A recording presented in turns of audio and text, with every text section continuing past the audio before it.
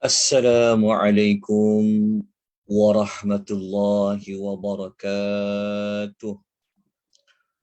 Alhamdulillah wassalatu wassalamu ala Rasulillah amma ba'd. Muslimin dan muslimat rahimani wa rahimakumullah, tuan-tuan dan puan-puan yang Allah rahmati lagi Allah kasih sekalian. Syukur kita tidak terhingga kepada Allah Subhanahu Wa Taala pada petang ini bertemu kita sekali lagi. Kita dapat menyambung kembali pelajaran kita tentang beriman kita kepada para malaikat, yang mana kita telah menunda pengisian kita pada minggu lepas. Alhamdulillah, pada petang ini kita dapat menyambung kembali buat siri yang ke-21. Tuan-tuan dan puan-puan yang Allah rahmati, lagi Allah kasih sekalian, petang ini kita menggunakan nota yang baru. Ya, ada nota yang baru yang kita sebenarnya bukan bab kelima ni. Saya tersalah tulis, mohon maaf, tolong betulkan. Kita sebenarnya pada petang ini dah masuk kepada bab yang ke-6. Bab yang ke-6 iaitu bab berkaitan dengan hubungan malaikat dengan orang kafir dan orang-orang yang melakukan dosa-dosa besar, ataupun orang-orang yang keluar daripada mentaati Allah, digelar dia dengan golongan fasik. Pada bab yang kelima, kalau kita lihat pada bab kelima, kita tengok sekejap bab yang kelima yang kita dah belajar.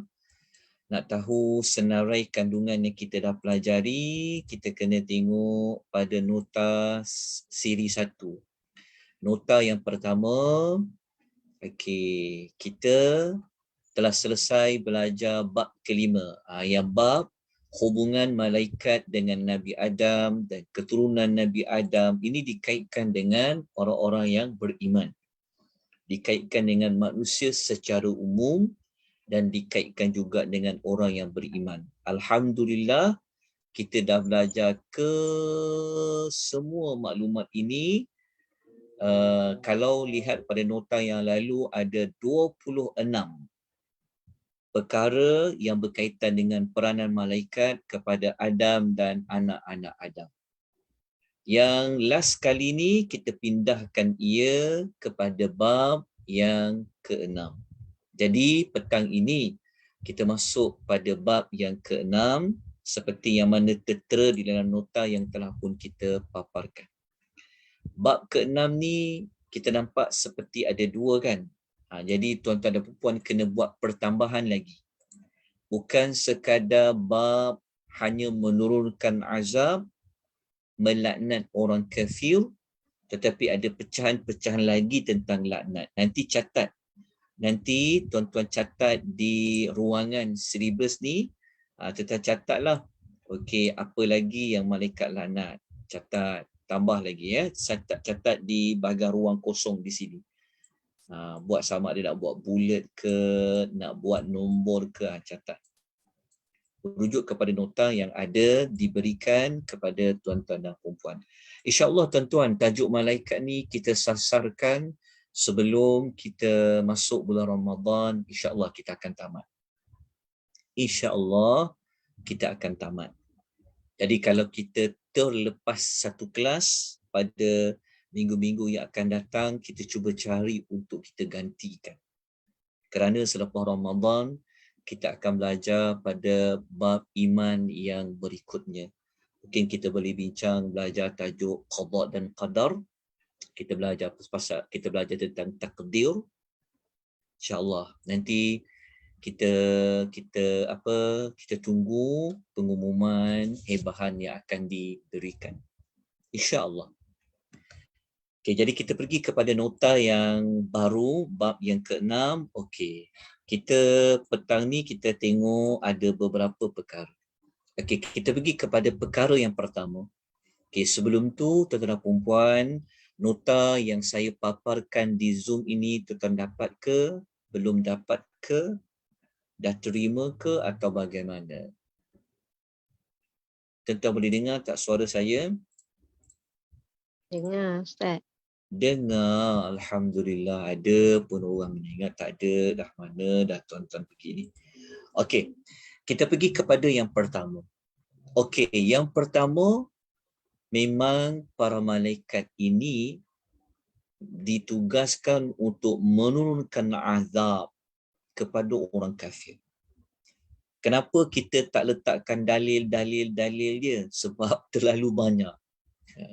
Kalau Allah nak turunkan azab, memang Allah Ta'ala akan menghantar, melibatkan para malaikat. Sama ada Allah Ta'ala perintahkan datangkan satu bunyi gempa gemita, bunyi yang sangat kuat, sayhah. Allah akan gunakan malaikat. Ada banyak dalil. Jadi sebab tu kita tak letakkan rujukannya di sini. Tapi salah satu fungsi malaikat ini, peranan malaikat yang Allah ciptakan adalah untuk menurunkan azab kepada orang kafir. Jadi kita terus kepada yang kedua. Okey. Yang kedua ini dia ada kaitan dengan yang pertama. Tapi yang kedua ni dia ada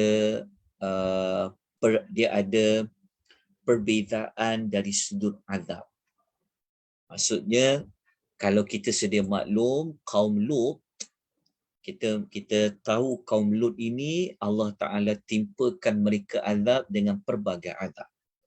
Jadi kalau kita susun ayat-ayat dalam Quran cerita tentang azab kaum Lut ini, azabnya yang pertama ya, tuan-tuan dan puan, sebenarnya mengikut kajian Dr. Salah Abdul Fattah Al-Khalidi mengatakan bahawa azab kaum Lut ini adalah mata mereka dibutakan oleh Allah Subhanahu wa Ta'ala. Mata mereka ni Allah Ta'ala butakan. Sebelum Allah Ta'ala terbalikkan bumi yang mereka diami, sebelum Allah Ta'ala memerintahkan angin ribut yang membawa batu-batu yang bertanda, mata mereka ini telah dibutakan oleh para malaikat. Surah rujukan utamanya tuan-tuan boleh rujuk dalam Suratul Qamar ayat 34-30. Sebenarnya panjang surah Al-Qamar ni ayat dia. Cuma saya ambil tentang mata. Jadi kalau tuan-tuan ingin mengetahui lebih lanjut, kena rujuk pada surah-surah yang ada kaitan dengan kisah Nabi Allah Lut alaihi wassalatu wassalam. Kita tahu, last kali sebelum kalau tuan-tuan masih ingat, kita ada cerita pada kuliah yang lalu. Kita ada cerita pada tajuk bagaimana malaikat datang malaikat datang menyampaikan berita gembira kepada Nabi Allah Ibrahim dan juga kepada isterinya yang dapat anak. Kita dah pernah ulas sebelum ni, yang mana para malaikat yang datang untuk mengazab kaum Lut ini, mereka datang ke rumah Lut alaihi salam dalam rupa menyerupai manusia. Menyerupai manusia yang biasa. Nabi Allah Lut sendiri tidak mengetahui bahawa tetamu yang datang itu adalah malaikat. Jadi apabila tetamu datang di rumah Lut, maka penduduk-penduduk di tempat kaum Nabi Allah Lut tu mereka bekerja-kerja, mereka berhimpun di kawasan rumah Nabi Allah Lut sehingga mereka berulang-ulang kali minta kepada Lut supaya serahkan tetamu mereka itu kepada mereka.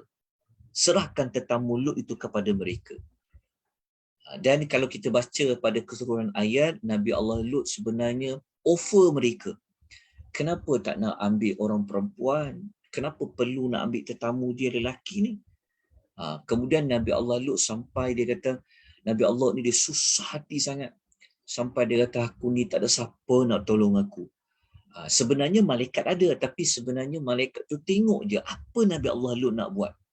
Sehinggalah sampai kepada Nabi Allah Lut alaihi salam, dia dah macam Nabi Allah Lut dah memang sedaya upaya mempertahankan tetamunya, barulah para malaikat itu memperkenalkan diri bahawa mereka ini adalah malaikat, utusan Allah. Dan akhirnya para malaikat ini telah membutakan mata-mata mereka. Kita lihat ayat 37, ayat 30. Allahumma salli ala Muhammad. Saya tersalah tulis nombor ayat dekat dalam ni. Tak maaf ya, bukan 3340 ni. 37. Dia sebenarnya ayat keseluruhan 33 sampai 40. Keseluruhan ayat daripada ayat 33 sampai 40. Tapi ayat yang kita nak rujuk ni hanya ayat nombor berapa? Ayat nombor 37 dengan ayat nombor 38 saja. Sebab tu kita kena tengok daripada permulaan cerita 33 sampai 40. Tapi kita nak rujuk kepada bab ni ayat 37 sampai 38. Maka Allah Ta'ala menceritakan, a'udzubillahi minasyaitonirrajim, wa laqad rawaduhu 'an dhaifihi fatamasna a'yunahu. Dekat sini dia punya Al-Qurannya. Dalam ayat Quran ini maksud dibutakan matanya. Fatamasna a'yunahum fazuqu azabi wa nuzur. Allah mengatakan, dan sesungguhnya mereka ni adalah kaum Nabi Allah Lut. Mereka telah memujuk, rawadu ni memujuk berulang-ulang kali kepada Lut agar menyerahkan tetamunya. Fatamasna a'yunahum. Maka kata Allah, kami butakan mata-mata mereka. Sebab itu kalau kita baca dalam tafsiran Ibnu Abbas pun mengatakan memang Allah Ta'ala membutakan mata-mata mereka. Jadi tuan-tuan kena tengok keseluruhan ayat dalam suratul Qamar bermula ayat 33 sampai 40. Kalau tuan-tuan nak tahu maklumat lanjutlah tentang bagaimana kedatangan malaikat ni dan bagaimana Nabi Allah Lut mempertahankan tetamu dia. Dia tak tahu tu malaikat, sepatutnya dia tak perlu takut sebab tu malaikat, tapi dia tak tahu malaikat. Kita dah sebut pada kuliah yang lalu bahawasanya malaikat ni dia memang tidak, malaikat ni dia mampu menyerupai makhluk yang biasa. Jadi kalau tuan-tuan tengok ayat, sekejap saya tunjukkan ayat dia lah, supaya lebih sebelum tu sekejap.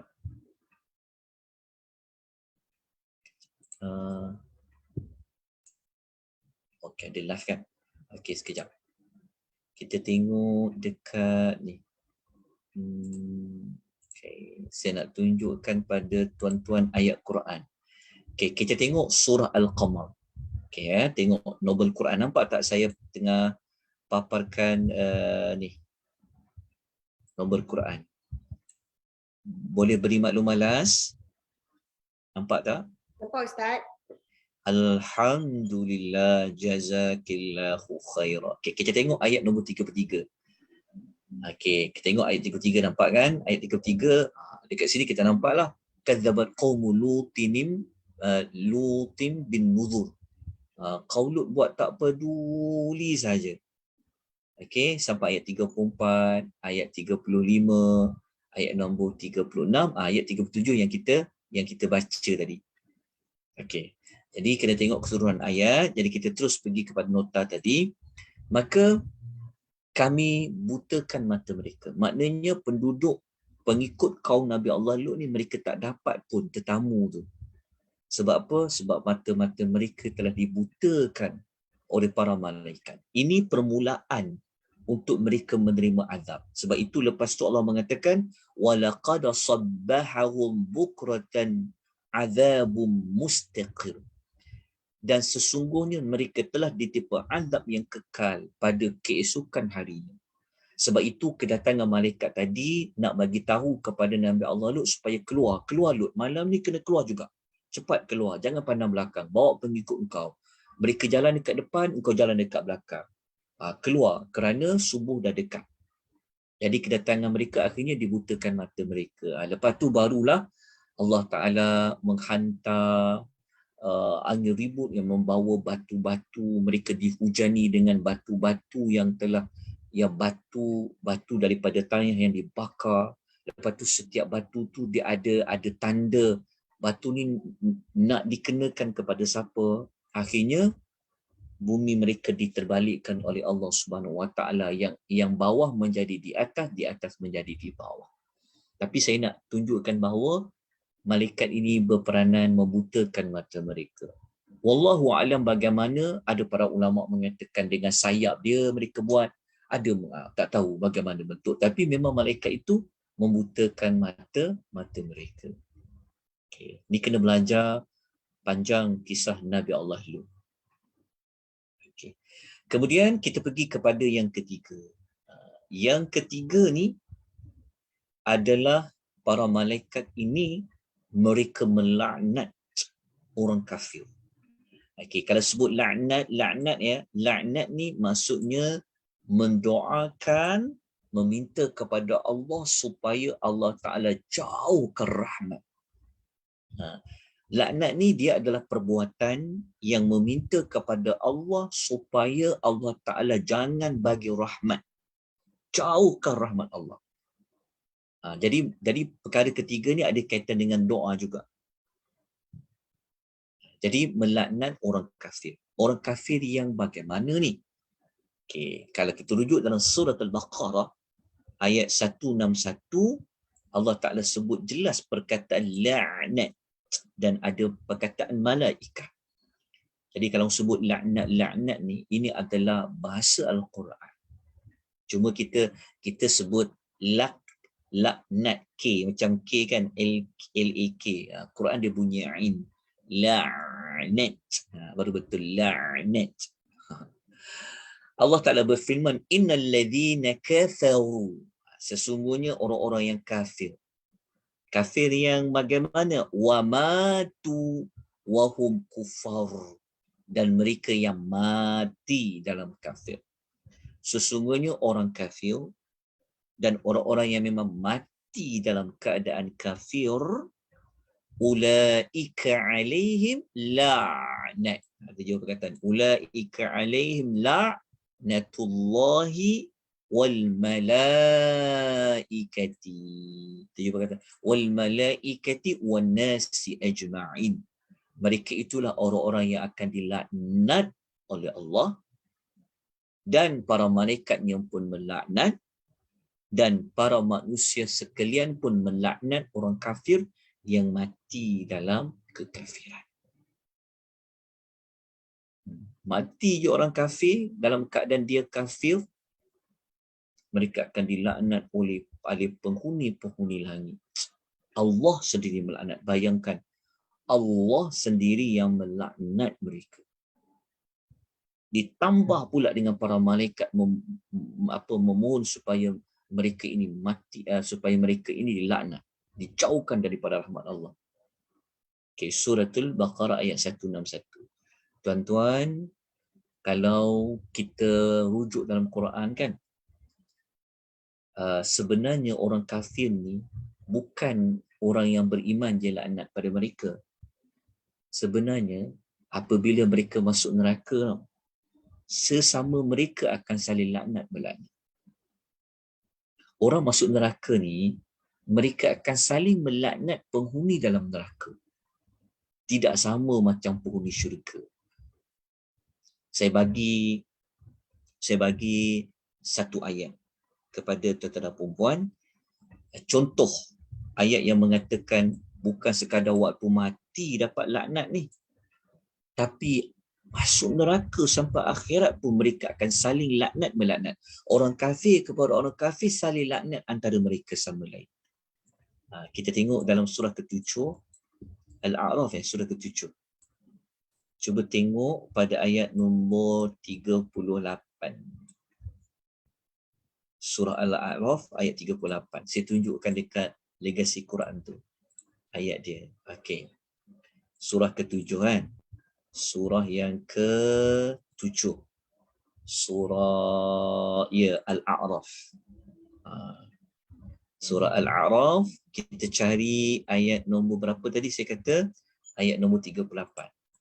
Bukti mati dalam kafir ni bukan sekadar Allah, malaikat dan manusia beriman itu laknat. Tetapi dalam neraka pun mereka saling laknat melaknati. Okey, saya tunjukkan ayat nombor 38. Betul tak? Dekat sini. Cuba tak ayat? Nampak tak ayat dia? Nampakkan ayat dia kan? Oh, kenapa ada bahasa Inggeris? Sekejap. Okey. Saya tunjukkan ayat nombor 38. Salin dekat nota tu. Tengok Allah kata apa? A'udzubillahi minasyaitonirrajim. Allah kata, qala dukhulu fi umamin qad khalat min qablikum minal jinni wal insi fin nar. Kullama dakhalat ummatun, apa kata? La'anat ukhtaha. Siapa perkataan? La'anat ukhtaha.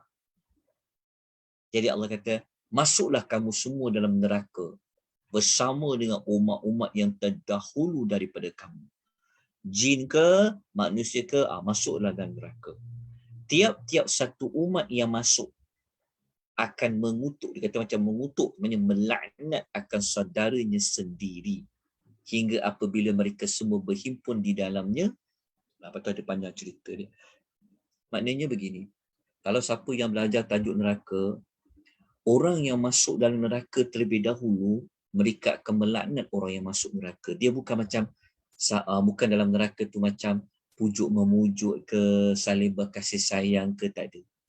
Mereka akan saling laknat, melaknat, saling nyalah menyalahkan. Orang yang masuk kemudian daripada neraka tu, orang yang masuk awal ke dalam neraka, mereka akan menuduh, dia inilah yang menyebabkan kami masuk neraka. Begitulah berlakunya saling tuduh menuduh, saling laknat melaknat, saling bermusuh bagi penghuni neraka. Kita dapat bukti di sini perkataan la'anat ukhtaha. Jadi kena baca keseluruhan ayat. Kalau kita tengok pada ayat ni, tengok keseluruhan ayat, tengok ya. Saya buktikan. Baca sampai habis. Dia kata, hingga apabila mereka semua berhimpun di dalamnya, berkatalah golongan yang akhir mengenai golongan yang pertama di antara mereka. Wahai Tuhan kami, mereka inilah yang telah menyesatkan kami, oleh itu berilah kepada mereka azab seksa yang berlipat ganda. Orang yang masuk kemudian daripada neraka, mereka ni orang yang menjadi pengikut. Okey, jadi mereka menuduh. Apabila masuk dalam neraka, mereka jumpa orang neraka, kata, dia inilah yang sesatkan kami dulu dekat dunia. Jadi dia kata, ya Allah, bagi azab dia 2 kali ganda. Lepas tu Allah mengatakan apa? Allah kata, kamu yang minta, kamu yang berada dalam neraka ini, semua sekali akan disediakan azab masing-masing. Itulah suasana yang ada dalam neraka. Dia berbeza sangat yang ada di dalam syurga. Baik, ini contoh menunjukkan bahawasanya suara saya tuan-tuan dengar ataupun tidak dengar? Dengar tak? Dengar, Ustaz. Puan Azian tak dengar suara. Puan Azian nanti tengok balik mikrofon ya. Baik, insya-Allah. Jelas insya-Allah. Jelas nanti. Okey, kita ke mana pula ni nak pergi ni? Okey. Kita patah balik kepada apa kita pelajari tadi. Okey, dah jelas untuk nombor 3 ni? Okey, mudah je kita belajar petang ni. Okey, yang keempat. Allah ada juga di kalangan para malaikat yang Allah tugaskan melaknat perempuan, iaitu para isteri yang dia menolak kehendak suami. Tuan-tuan, kehendak suami ni jangan faham hanya untuk berjima saja. Tidak. Jangan kita kecilkan skop kehendak suami dalam hadis ni hanya pada berjima. Tidak. Bukan pada hubungan badan saja, tetapi kalau suami nak bermesra, nak bermanja-manja, jangan tolak. Kecuali kalau kita memang sakit, memang uzur. Kalau kita memang ada keperluan yang emergency, moga-moga Allah Ta'ala memberikan pengecualian. Kalau tidak, kita tengok sabda Nabi SAW. Nabi kata dalam hadis dia yang pertama, Nabi SAW bersabda, "Idza da'a ar-rajulu imra'atahu ila firashihi." Apabila seorang suami mengajak isterinya ke tempat tidur. Dan ini saya buat berjimat kan. Sebenarnya kena luaskan lagi. Bukan berjimat saja. Sebab kalau isteri dalam keadaan uzur, suaminya panggil juga dia, bukan maksud berjimat tu, maksudnya untuk dia mungkin dia nak bermesra dan sebagainya. Maka kata Nabi, jika dia enggan, isteri itu enggan memenuhinya, fa'abat fabata ghadbana 'alaiha, hingga menyebabkan suaminya marah. Dia dikaitkan dengan marah. Tapi kalau suami dia macam okey, dia relax, tak ada apa-apa, maka tak termasuklah. Tapi kalau menyebabkan marah, la'anatahal malaikatu hatta tusbih, maka para malaikat penghuni-penghuni langit akan melaknat dia. Oh, bahaya tuan-tuan. Ini menunjukkan bahawa betapa beratnya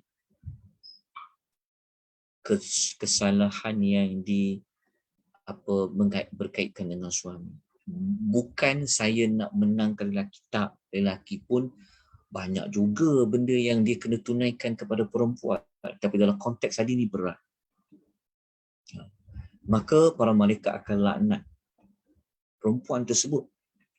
Hadis ni kata sampai waktu pagi. Dalam riwayat lain mengatakan sehinggalah dia kembali.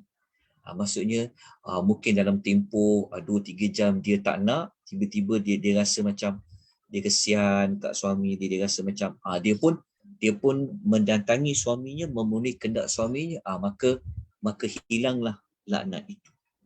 Tapi kalau dibiarkan suami keadaan dia marah sampai waktu pagi tu, sampai daripada malam sehingga pagi tu lah, dia akan dapat laknat para malaikat. Ya Allah, dapat laknat malaikat ni berat kan buat. Malaikat kata jauhkanlah rahmat kat perempuan ni, jauhkanlah rahmat, ya Allah. Sangat berat tuan-tuan. Okey, hadis ni hadis riwayat Al-Bukhari dan Muslim. Okey, oleh kerana itulah tuan-tuan dan puan-puan ya, ini hadis tambahan lah, hadis tambahan yang saya nak kuatkan tentang memenuhi kemahuan suami itu. Sampaikan Nabi kata kalau orang perempuan nak puasa sunat, Nabi kata apa? La yahillu limra'ati an tasuma wa zawjuha syahidun illa bi'idznik. Tidak halal, tidak boleh bagi seorang wanita berpuasa sunat sehingga suaminya ada bersamanya melainkan dengan izinnya. Tanya dulu suami, saya nak puasa sunat ni boleh ke bang? Kalau suaminya memang tak ada kat rumah, tak apalah. Suaminya outstation ke, balik kampung ke. Tapi kalau suami tu ada, bila-bila boleh bertemu dengan dia, maka kalau nak puasa tu kena minta izin terlebih dahulu. Okay, itu adalah perkara yang keempat. Yang kelima,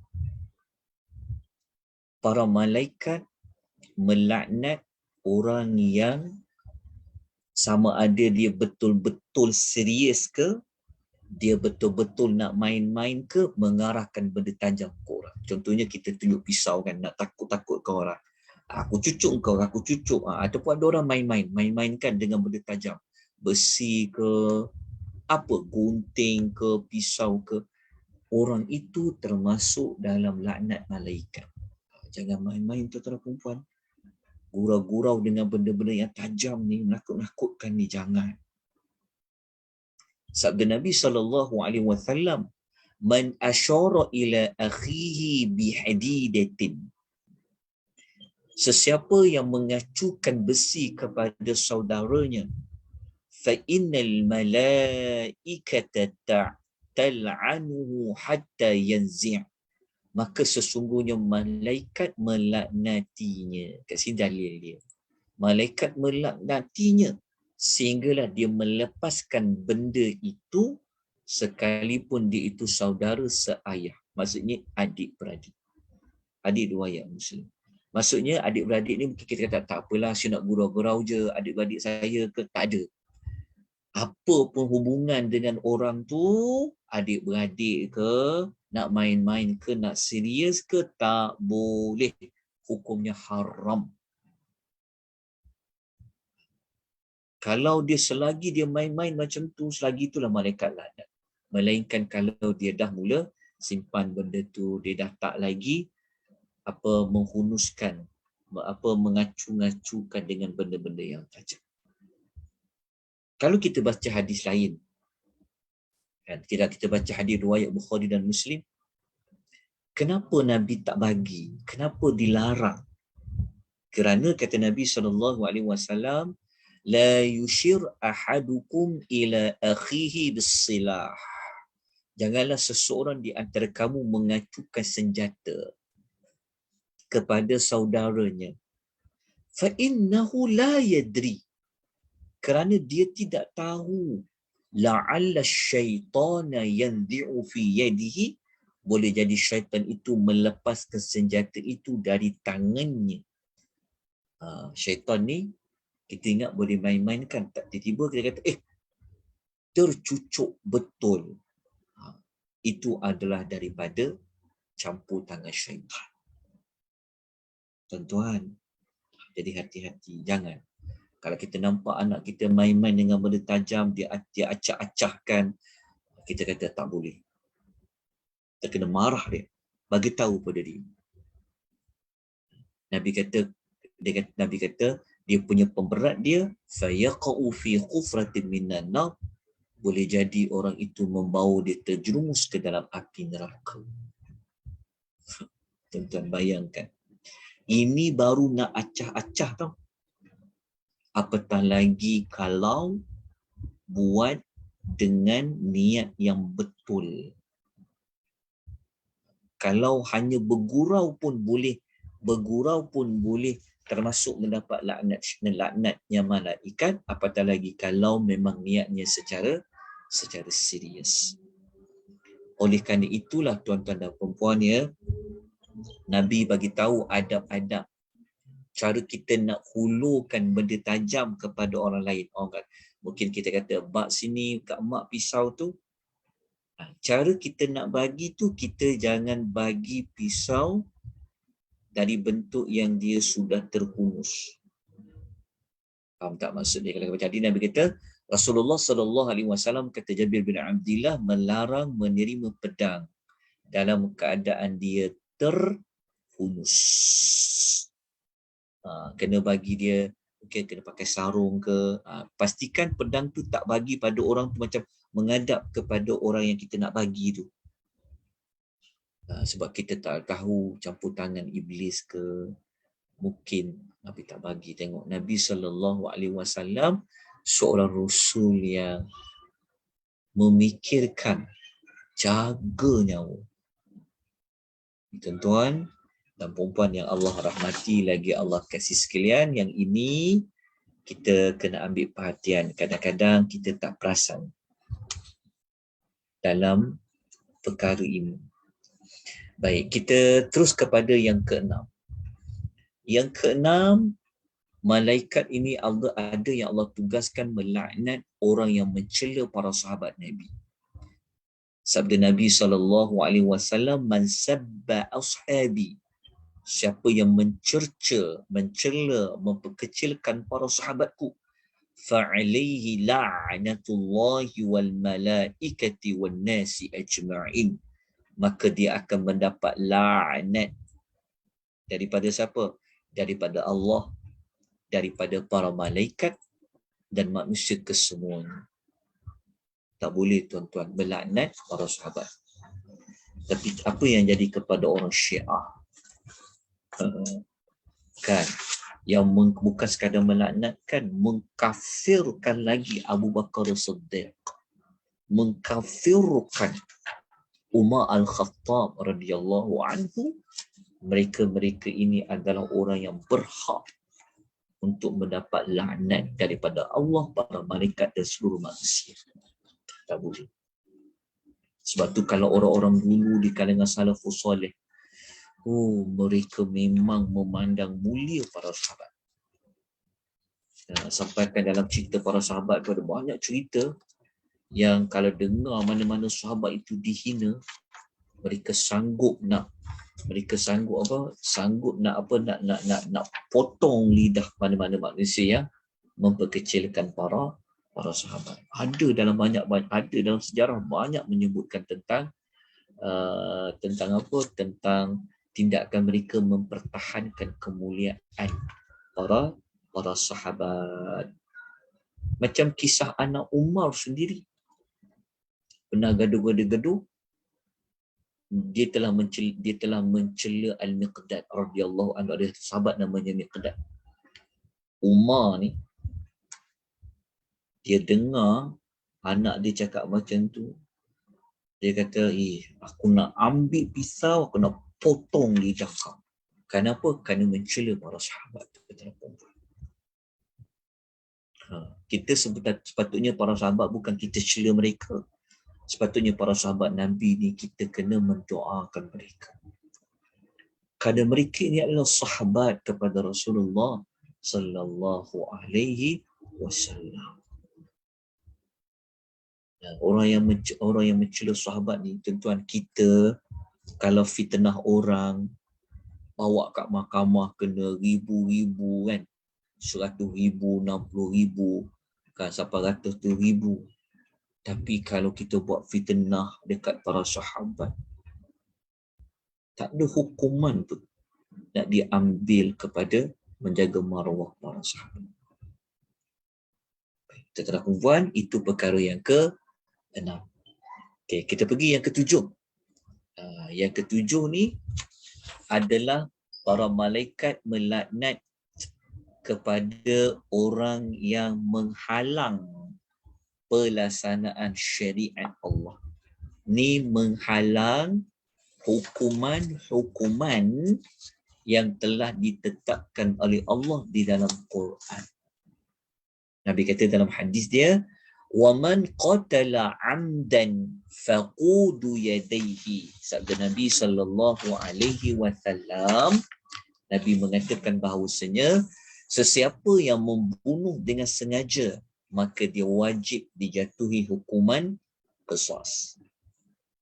Tahu tak hukuman qisas ni apa? Hukuman qisas ni maksudnya hukuman timbal balas. Kalau bunuh, hukumannya adalah bunuh.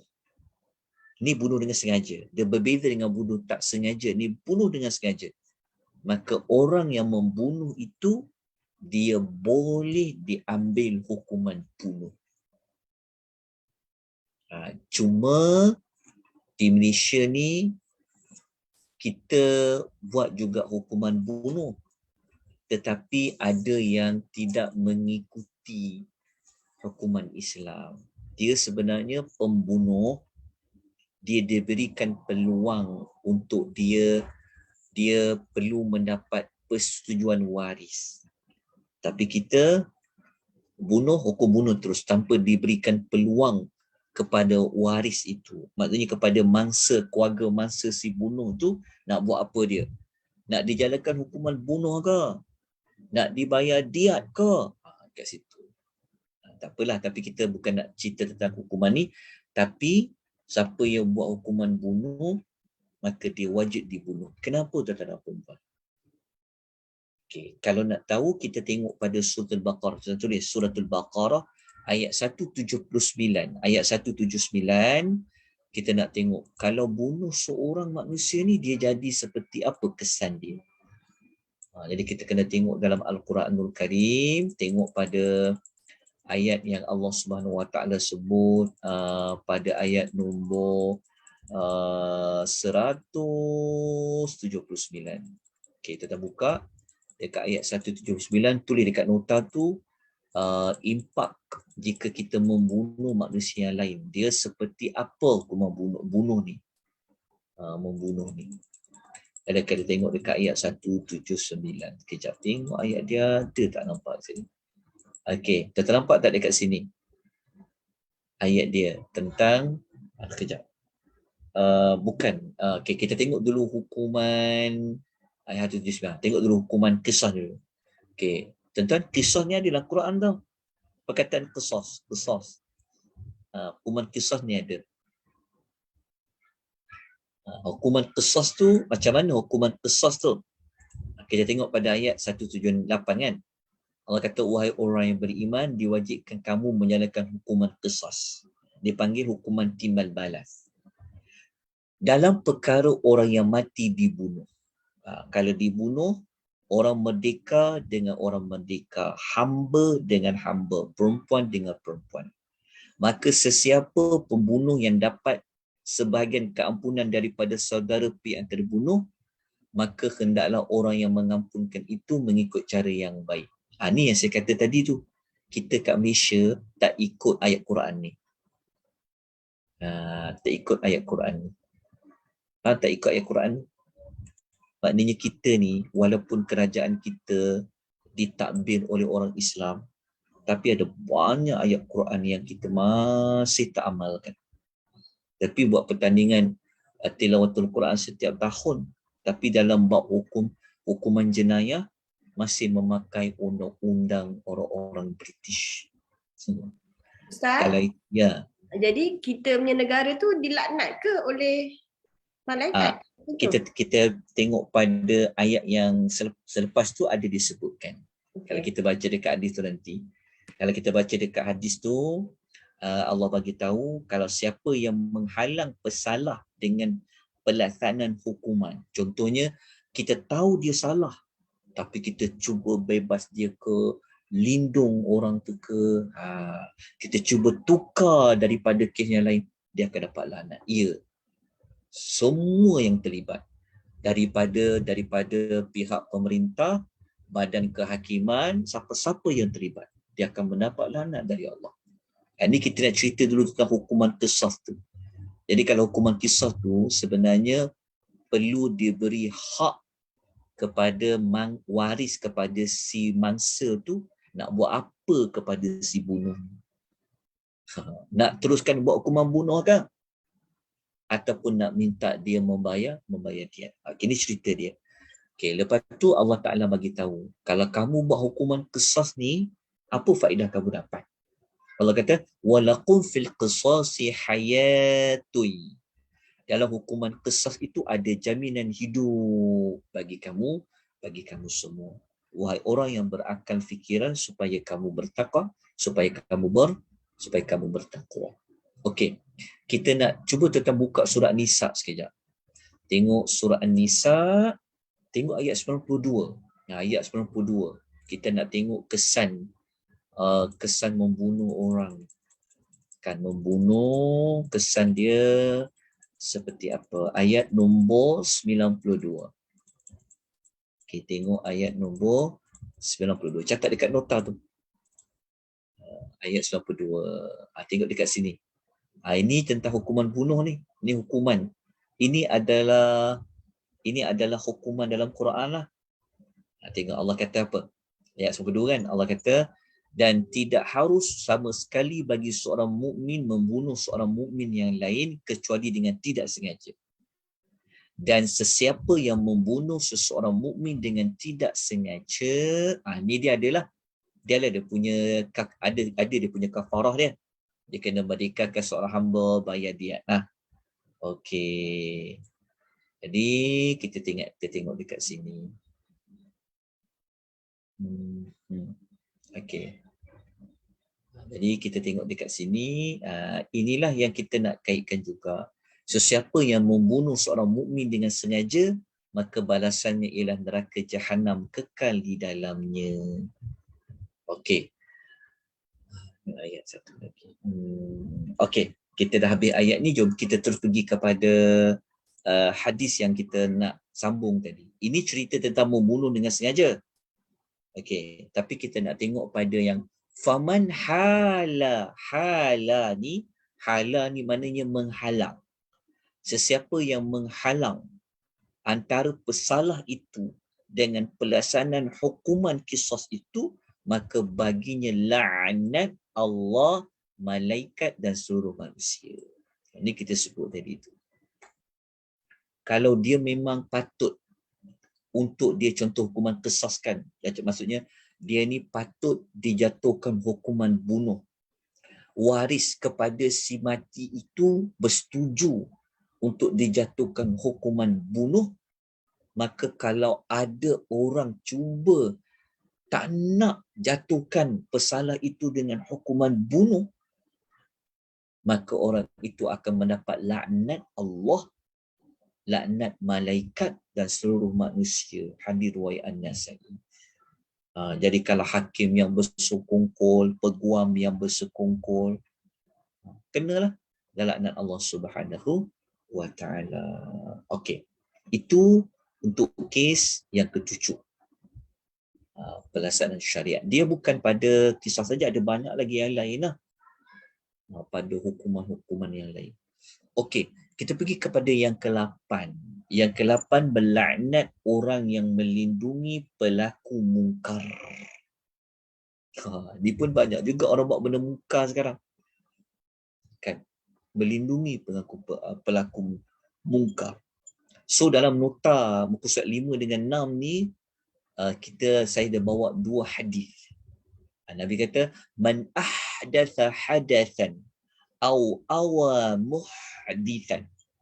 Sesiapa yang melakukan bid'ah atau melindungi pelakunya, maka baginya laknat Allah, malaikat dan seluruh manusia. Tapi kalau kita baca dalam hadis yang lain, tambah lagi dosa itu menjadi berat kalau kita lakukan di bumi Madinah. Nabi kata al-Madinatu haramun. Madinah ni adalah tanah haram.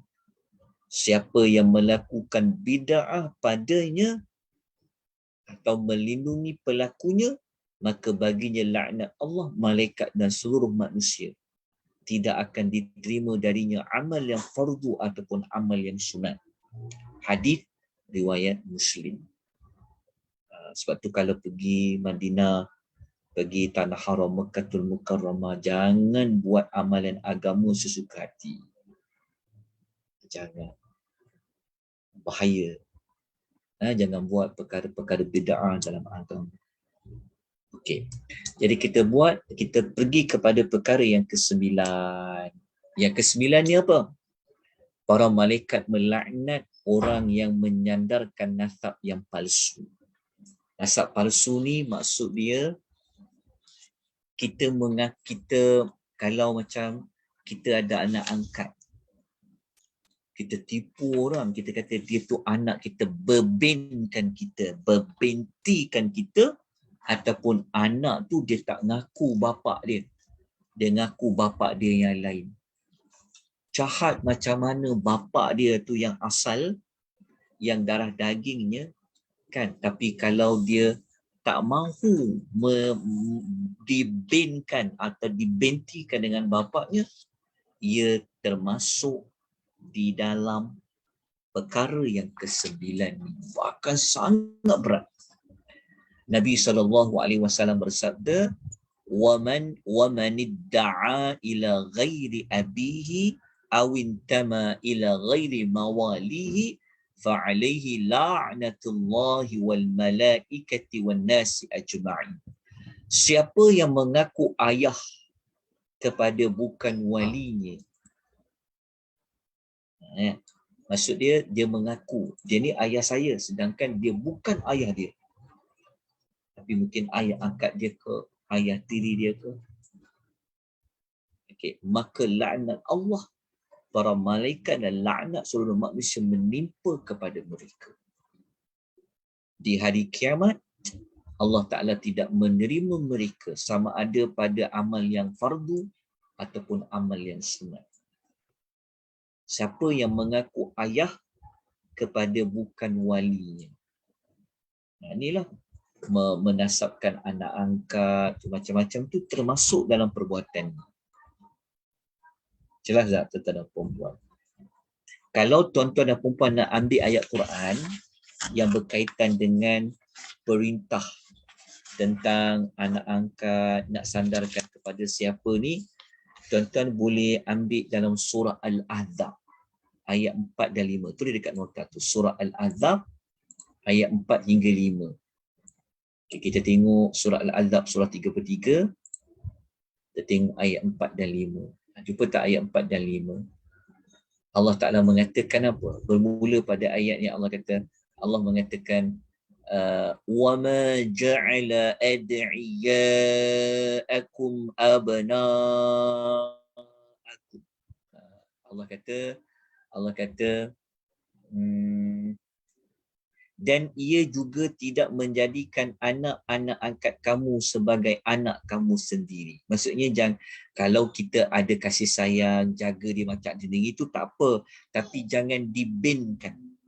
Tak boleh, Allah tegur. Ini berlaku dikaitkan dengan zaman Nabi SAW. Orang kata Zaid tu anak Nabi, Zaid tu. Tapi tak boleh, walaupun orang kata, tapi tak boleh dibinkan kepada Muhammad. Lepas tu Allah kata ayat 5 apa? Allah kata ud'u li'abaihim huwa aqsatu indallah. Panggillah anak-anak angkat itu dengan berbinkan kepada bapa-bapa mereka sendiri. Rupa-rupanya dalam Quran ada hukum hakam anak angkat. Jadi anak angkat ni ada ke? Ada. Bukan tak ada dalam Quran. Tapi tidak boleh dibintikan kepada bapa yang bukan darah dagingnya. Okay, jelas ya ayat 4 dengan ayat 5. So kalau ada isu anak angkat, jangan lupa ayat 4 dengan ayat nombor 5 dalam suratul Al-Ahzab. Dan terakhir sekali, sebab hujan sedang turun, doa mustajab ni, doa ni. Okey. Tuan-tuan boleh masih dengar suara saya ke? Boleh Ustaz. Okey. Satu lagi, last sekali, saya nak nukilkan hadis Nabi ya. Nabi kata macam ni, tapi tak ada nota tu. Nabi SAW, Nabi pesan macam ni. Ada orang dia benci kat bapak dia betul. Kan? Daripada kecil bapak dia buang dia. Sampailah dia membesar, dia benci macam mana sekalipun. Okey, jangan sampai dia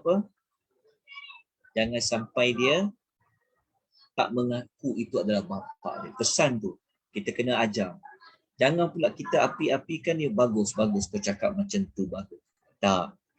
Kita kena kata jahat macam mana pun ayah kamu, dia tetap ayah kamu. Kamu tetap kena mengaku dia ayah kamu. Nabi kata apa dalam hadis? Nabi kata la taghabu an abaikum, janganlah kalian membenci ayah-ayah kamu. Faman ghadiba an abihi fahuwa kufrun, maka siapa yang membenci ayahnya maka dia telah kufur. Dalam hadis yang lain sabda Nabi SAW, man idda'a ila ghairi abihi, siapa yang mengaku ayah kepada selain ayahnya, wa huwa ya'lamu annahu ghairu abihi, sedangkan dia tahu orang itu bukan ayah dia, fal jannatu alaihi haramun, maka diharamkan syurga baginya. Hadis riwayat Al-Bukhari. Dia tahu ayah angkat dia tu memang bukan ayah dia betul. Dan dia tahu ayah betul dia siapa. Jadi dia tidak boleh mengatakan ayah angkat tu inilah bapa saya sebenar. Yang satu lagi itu bukan bapa saya. Maka orang itu diancam oleh Allah dengan diharamkan untuk memasuki syurga Allah Subhanahu wa ta'ala. Jadi hati-hati tuan-tuan dan puan-puan. daripada melakukan perkara-perkara yang ini. Petani kita belajar sejam saja, kita pun dah 3.30. InsyaAllah nanti kita sambung lagi pada minggu hadapan. Jadi sebelum saya buka soalan, saya nak minta tuan-tuan tengok pada silibus boleh. Sebenarnya saya terulang ada bab yang sama. Okay, kalau tuan-tuan tengok pada bab nombor 10 kan. Tengok bab nombor 10 ni, kalau boleh tuan-tuan catat. Bab nombor 10 ni kan saya tulis tajuk golongan mendapat laknat malaikat. Sebenarnya sama macam bab nombor 6 ni. Bab nombor 6 ni dia hampir sama dengan bab nombor 10. Jadi tuan-tuan saya minta kalau boleh tolong tandakan apa yang kita telah pelajari bab nombor 6 pada petang ni, dia ada sama macam bab nombor 10 dalam silibus. Yang nombor 1 yang ni lah. Yang ni kita dah belajar. Selesai. Yang ni kita belajar. Buat kemungkaran ni macam buat benda-benda bid'ah tadi. Dekat kota Mekah. Lepas tu yang ni kita dah belajar. Menisbahkan diri kepada seseorang yang lain daripada ayah tu. Okey, ni kita dah belajar dah. Lepas tu yang kita dah belajar apa yang ni? Yang ni. Orang yang mengajukan senjata kepada seorang Muslim yang lain. Orang yang menghalang melakukan hukuman qisas, kita dah belajar.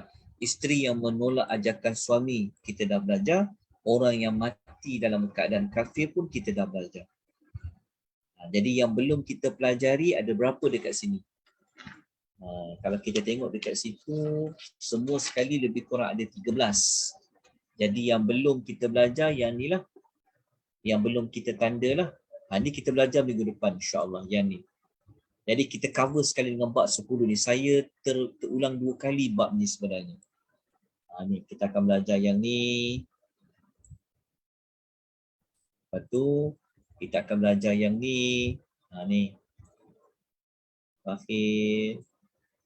Ada malaikat doakan tak dapat keampunan pada bulan Ramadan. Nanti kita akan cerita yang ni.